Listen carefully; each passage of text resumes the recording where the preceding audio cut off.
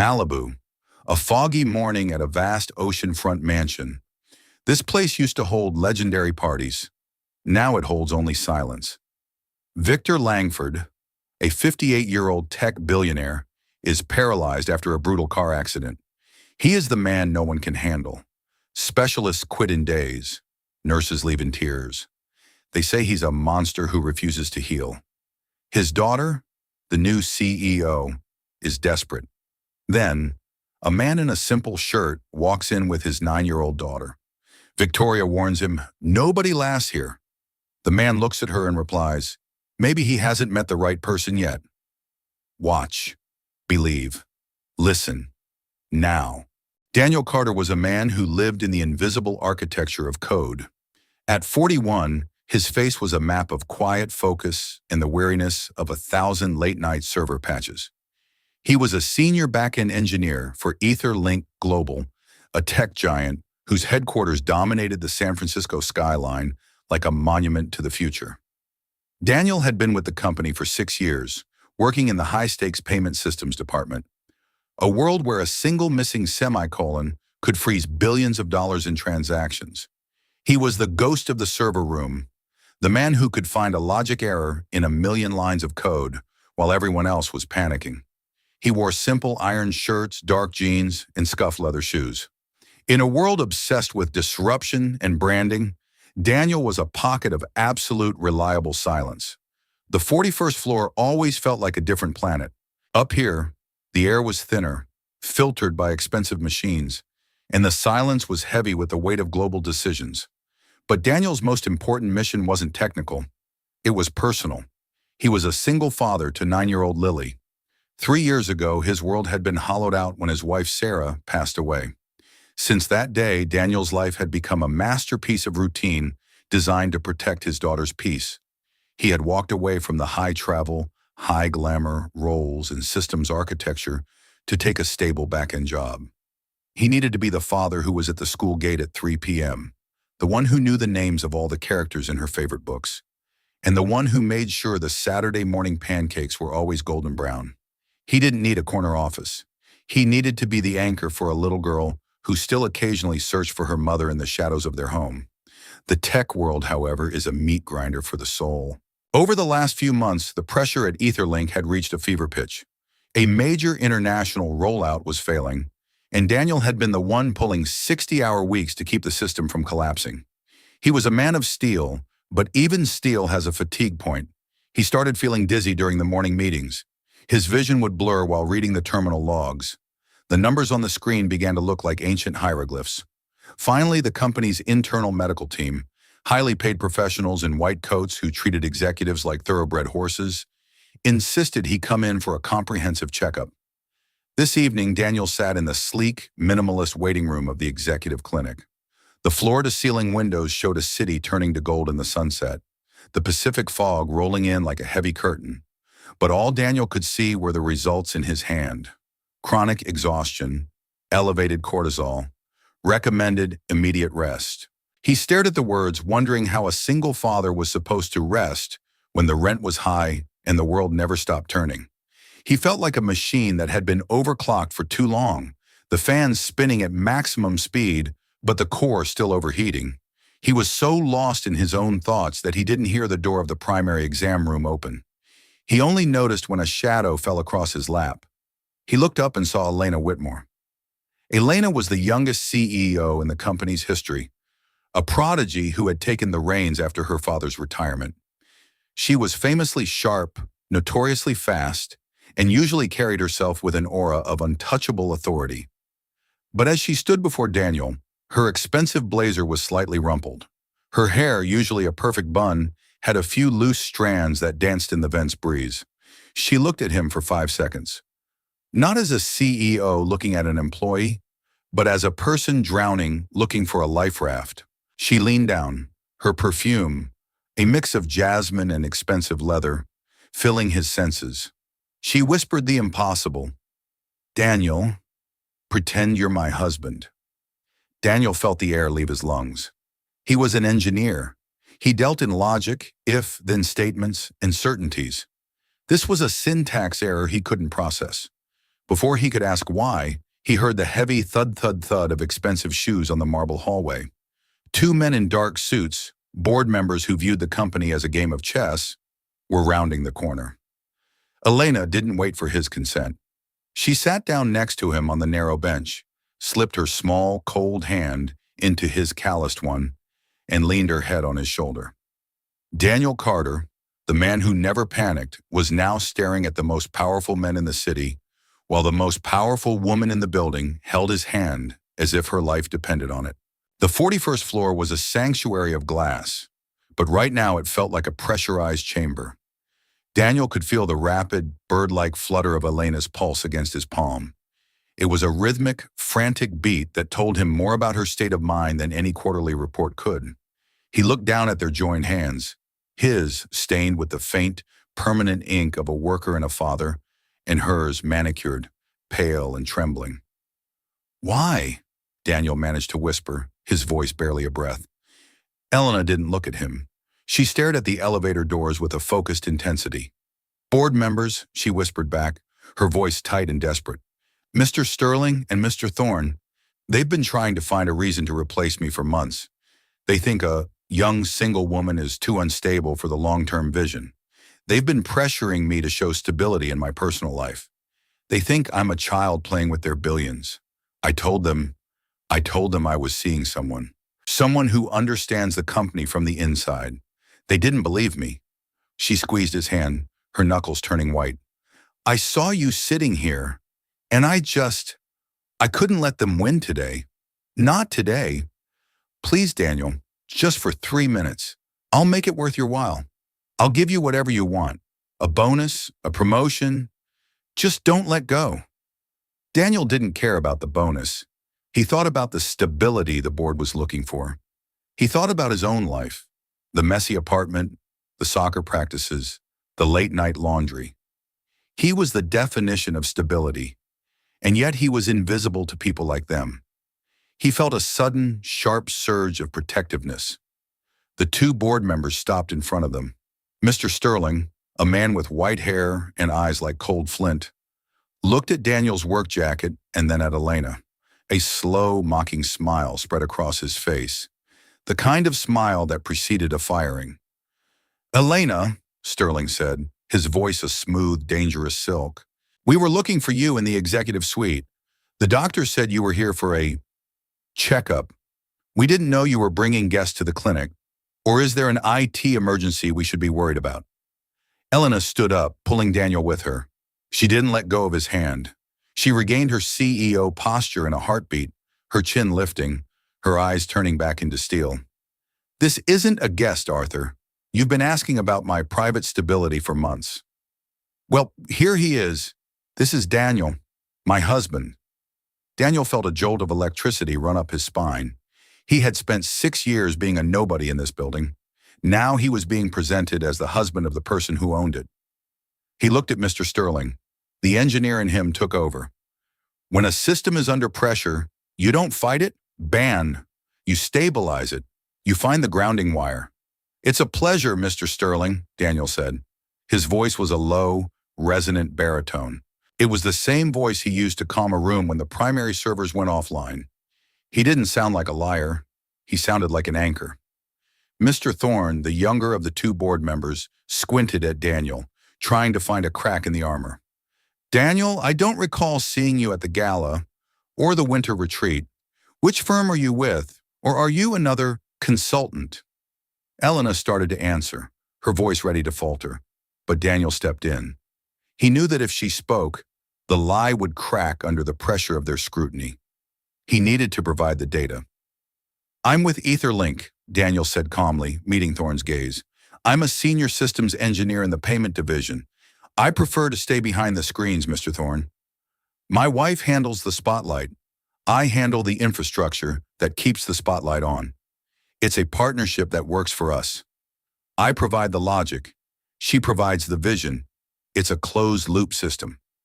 Sterling's eyes narrowed. He looked at Daniel's scuffed shoes, then at the way Elena was looking at him.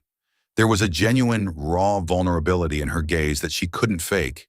She was terrified, but to Sterling it looked like absolute devotion. A systems engineer? Sterling mused, his tone dripping with skepticism.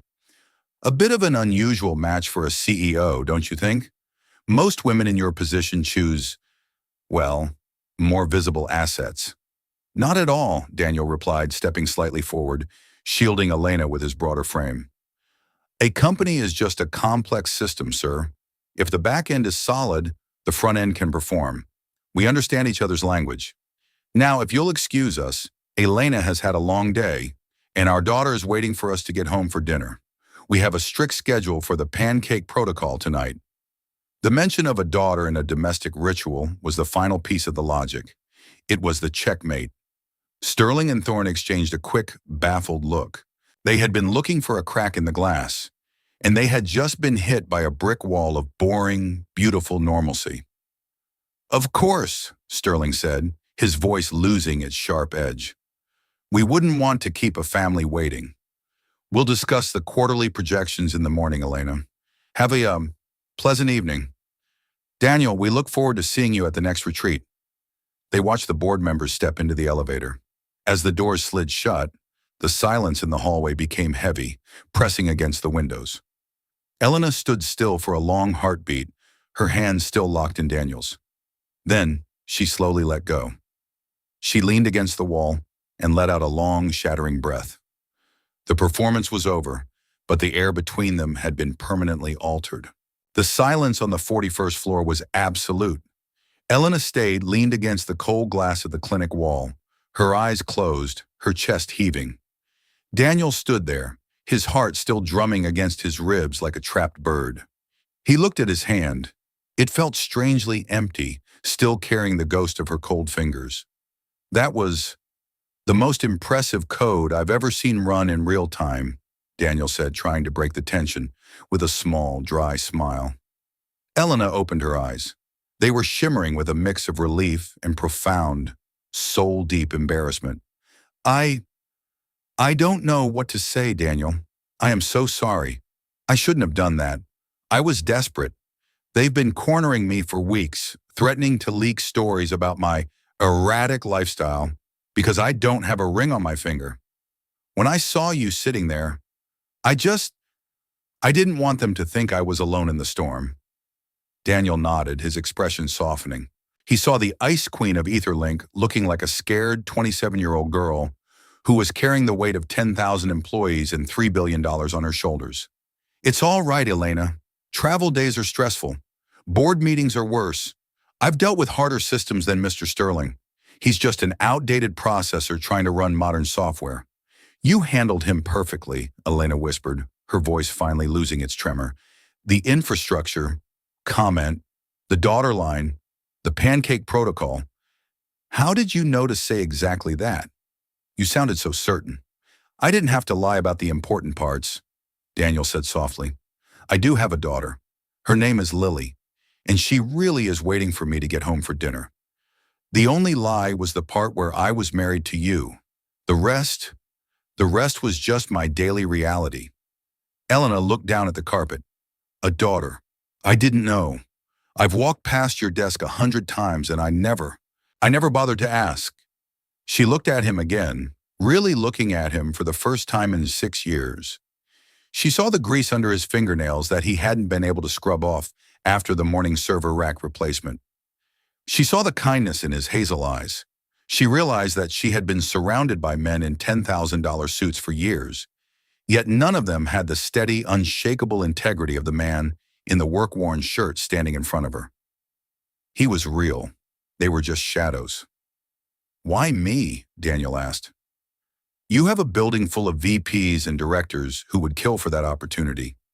You could have picked someone with a Rolex and a Harvard degree who could talk about leveraged buyouts all night. Elena laughed, a short, sad sound that echoed off the high rafters. Because they would have wanted something in return, Daniel. They would have used it to climb. They would have turned it into a contract or a blackmail point. But you look like someone who wouldn't panic. You look like someone who knew what it felt like to be ignored by the world and decided that was just fine. I needed a husband who felt like home, not a husband who felt like a business deal. I needed a grounding wire, and you were the only one I could see. The conversation shifted as Elena's gaze fell to the paper in Daniel's hand. The clinical results were sticking out of his pocket, crinkled by his grip. "You were waiting for the doctor," Elena noted, her tone shifting to one of genuine concern. Are you, are you okay? I was so focused on my own nightmare that I forgot you were in the clinic for a reason." Daniel sighed, pulling the paper out and looking at it with a weary resignation. "I'm fine, just tired. The systems have been heavy lately. The rollout in Europe is lagging. The doctor says I'm redlining. He wants me to take a month off. But as a single parent, taking a month off is a luxury that doesn't exist in my budget. I'm the only server in my house, Elena. I can't go offline." Elena took the paper from him. She read the diagnosis: chronic exhaustion, high-level burnout, risk of systemic fatigue. She looked at the signature of the company doctor. Then she looked back at Daniel. She saw the fatigue he had been hiding behind his competence. She realized that while she was fighting the board for power, Daniel was fighting the world for his daughter's future. "You shouldn't carry everything alone, Daniel," Elena said. Her voice was no longer the voice of a CEO. It was a whisper of shared experience, a connection forged in the dark. "I know what it's like to feel like the only person holding the bridge together while everyone else is trying to cut the cables. But if you fall, the bridge falls with you. Your daughter needs you healthy more than she needs you at work. She needs the man who makes the pancakes, not the man who fixes the payments." "Single parents don't always have a choice, ma'am," Daniel replied simply. Elena was silent for a long time. She looked out at the city lights. She had spent her entire life measuring value in percentages, growth curves, and stock prices. But tonight, in a quiet clinic hallway, she had found something that couldn't be quantified on a balance sheet. She had found a man who had more courage in his quiet service than any of her board members had in their grand speeches. "I owe you a debt, Daniel," Elena said, handing him back his results. "And I'm not talking about a bonus or a promotion. You protected me when I was at my weakest. You gave me a moment of peace in a world that wants to tear me down. I'm not going to let you redline for this company until you break. I'm going to fix your schedule personally." She pulled a small, elegant business card from her blazer and tucked it into the pocket of his jacket, right next to the clinic results. "My personal number's on the back. Not my assistant's. Mine. If the board calls you, tell them you're busy with infrastructure management." Daniel blinked, surprised by the weight of the gesture. "Elena, you don't have to do that. I was just helping a neighbor. I'm not doing it as your CEO," she said with a small, genuine smile that reached her eyes for the first time in years. "I'm doing it as the woman whose husband just saved her career in a hallway. Go home, Daniel. Hug Lily. Take tomorrow off. I'll handle HR. And please recall me. Not about work. Call me when you're ready to stop pretending. I want to hear about those pancakes." Daniel watched her walk away toward her private office. She walked differently now, less like a machine, and more like a woman who had just found a secret sanctuary. As Daniel stepped into the elevator, he realized that the day had started with a terrifying health check, but it was ending with a beginning. The Ice Queen was gone, and for the first time in years, the ghost of the server room felt like he was finally standing in the light. The following week was a blur for Daniel. For the first time in 6 years, he didn't wake up at 5:30 a.m. to check the server logs. He stayed in bed listening to the rhythmic breathing of his home, the hum of the fridge, the rustle of the trees outside. He spent his days at the park with Lily, watching her run through the grass, feeling the heavy weight of the red line slowly dissipate from his chest. But his mind kept drifting back to the 41st floor. He kept thinking about the pulse in Elena's hand and the way her perfume lingered on his jacket for 3 days. He looked at the business card on his nightstand a dozen times a day. He wondered if he should call. He wondered if the hallway theater was just a moment of temporary insanity for her, a glitch that she would want to delete. On Thursday evening, while making a simple pasta dinner, his phone vibrated on the counter. It was a text from an unknown number. "The board meeting went well today. Sterling asked where my infrastructure was. I told him he was busy building a rocket ship in the backyard and couldn't be disturbed. I hope the pancakes were golden today." Daniel laughed, a warm, rich sound that made Lily look up from her homework. He typed back, "The pancakes were perfect. The rocket ship is still in the design phase, but the lead architect is optimistic. How are you holding up in the tower?" "Better," she replied instantly. "The office is quiet. I realized today that the monitors don't have a heartbeat. Why didn't you tell me that before? I've been talking to Glass for 10 years. They texted for 3 hours. They didn't talk about tech, logistics, or the European rollout. They talked about their favorite childhood movies. They talked about the fear of failing the people who depend on you, how Lily was Daniel's entire moral compass, and how the company was Elena's heavy inheritance. Elena told him about the loneliness of the top floor, and Daniel told her about the silence of a house after a loss. "Why me?" Daniel texted, finally asking the question that had been haunting him. "You could have anyone. You could have a billionaire who understands your world perfectly." The reply took 10 minutes. Daniel thought he had overstepped. He was about to apologize when the screen lit up. "I don't need someone who understands my world, Daniel. I need someone who reminds me there's a world outside of it. You didn't tell me what you own. You told me what you love. You told me about Lily's violin. That's why I picked you. Because you're the only person in that building who hasn't asked me for a single thing since we met. You just gave." Daniel realized then that the connection wasn't a glitch in the system. It was the solution. He had been looking for a reason to stay on the ground, and Elena was looking for a reason to come down from the tower. "Would you like to have dinner sometime?" Daniel typed, his fingers shaking slightly. "Without the board members? Just two people having a conversation where no one has to pretend? No suits, no scripts?" "I thought you'd never ask," she replied instantly. "But on one condition." "What is it?" "I get to meet the person who's in charge of the rocket ship. I want to see if Lily's drawings are as good as you say they are. I want to meet the CEO of the apartment." Daniel smiled, looking at his daughter. "Deal," he whispered to the empty kitchen. The restaurant was a small, family-owned Italian place in a quiet corner of the Mission District. It was the complete opposite of the high-end steakhouses where Elena usually conducted business. There were no white linens, no hushed whispers, and certainly no paparazzi. Elena arrived wearing a simple sweater and jeans, her hair down and flowing, looking soft and real in the amber light of the candles. She saw Daniel and Lily sitting in a booth by the window, and for the first time in her life, she felt a sense of belonging that had nothing to do with her bank account. "Best blind date entrance I've ever had," Elena said, sliding into the booth next to Lily. Lily looked her up and down with the clinical curiosity of a child. "Are you the boss lady from the big building? Dad says you're very smart and that you handle the front end." Elena smiled, and it was the widest, most genuine smile Daniel had ever seen. "I try to be smart, Lily, but your dad is the one who taught me that sometimes the smartest thing you can do is go home for dinner. And I think I prefer the back end if it involves pasta." The evening was a masterpiece of simplicity. They didn't talk about quarterly growth or market share. They talked about the best way to make a paper airplane and whether or not there were aliens in the rings of Saturn. Daniel watched them interact, the CEO and the little girl, and he realized that the red line was officially gone. He felt steady. He felt present. He felt home. As they walked out of the restaurant, the cool San Francisco mist swirling around them, Elena turned to Daniel. The city lights were twinkling behind her, but all Daniel could see was the truth in her eyes. "Thank you, Daniel," she said softly.